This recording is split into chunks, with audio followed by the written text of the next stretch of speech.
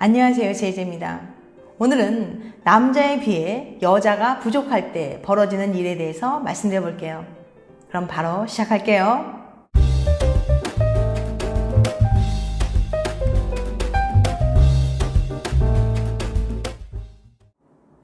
여자가 없다. 초등학생 때를 떠올려 보세요. 반에 여학생이 부족해서 남자끼리 짝꿍을 하던 아이들이 몇 명 있지 않았나요?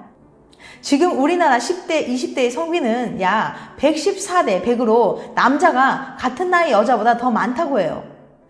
특히 1981년생부터 1988년생까지는 남자가 여자보다 무려 37만 명이 더 많아서 최악의 성비 불균형해로 불리고 있습니다. 이쯤 되면 학교에서 남자끼리 짝꿍하는 건 문제도 아니에요. 진짜 문제는 37만 명의 남자들이 결혼 상대를 찾지 못한다는 거니까요. 미네소타 대학의 연구에 따르면 이렇게 여자들이 부족해지면 남자들의 행동에 특이한 변화가 생긴다고 합니다. 대체 어떤 변화일까요? 지금 실제로 나타난 변화인 만큼 남자분들은 더욱 집중해서 봐주세요. 남자가 많으면 생기는 일. 미네소타 대학의 연구진은 20대 남자 150명을 모집해 두 그룹으로 나눴어요. 먼저 절반의 남자들에게는 지금 20대에 여자가 부족하다는 신문기사를, 나머지 절반의 남자들에게는 지금 20대엔 남자가 부족하다는 신문기사를 읽게 했습니다. 기사를 다 읽은 남자들은 자신의 평소 소비 성향을 묻는 설문조사에 응답했는데 설문지에는 다음과 같은 질문들이 있었습니다. 만약 월급으로 200만 원을 받는다면 이 중 얼마를 저축할 건가요? 지금 5만 원 받기 대 나중에 10만 원 받기. 과연 남녀 성비에 관한 신문기사는 남자들에게 어떤 영향을 미쳤을까요? 놀랍게도 남자들의 소비 성향은 어떤 신문기사를 읽었는지에 따라 180도 달라졌어요. 한 달 평균 저축액이 여자가 많다는 신문기사를 읽었을 때는 $150, 여자가 부족하다는 신문기사를 읽었을 때는 $87로 나왔어요. 여자가 부족하다는 기사를 읽은 남자는 여자가 많다는 기사를 읽은 남자보다 42%나 저축을 줄이는 것으로 나타났죠.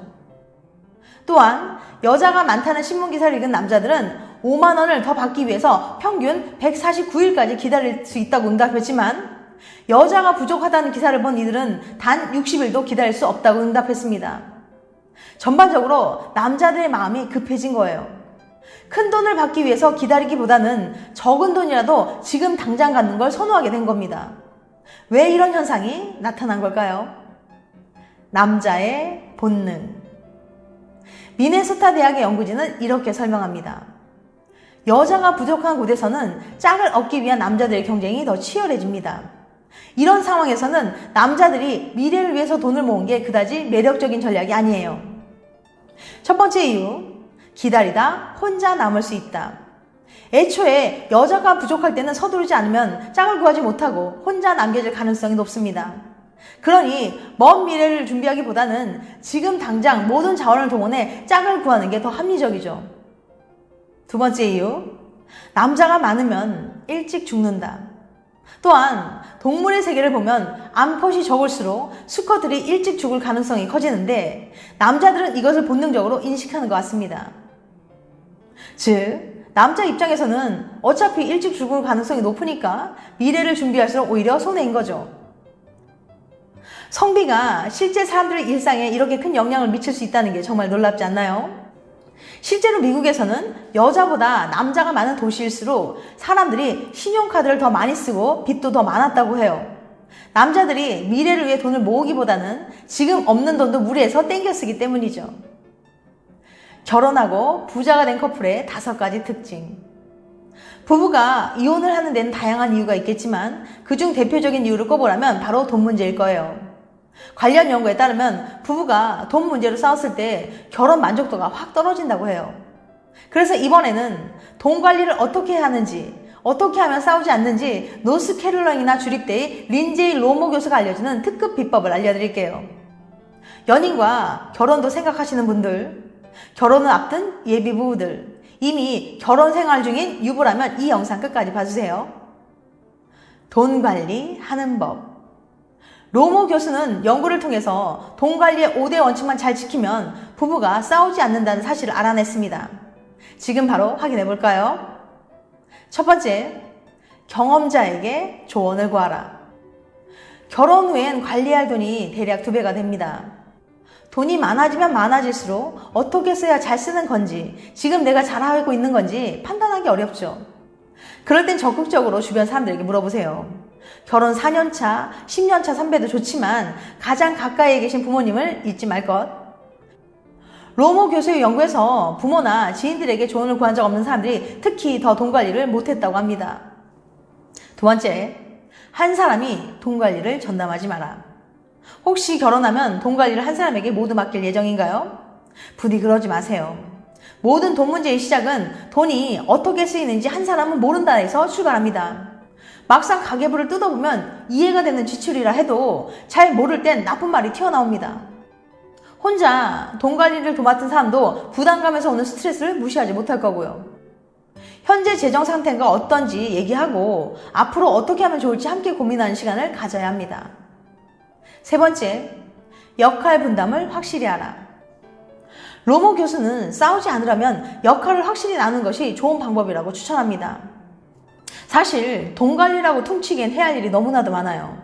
생활비 관리해야지, 경조사비 겸 비상금 관리해야지, 재테크로 돈 굴려야 하지, 은퇴 후 노후자금 마련해야지.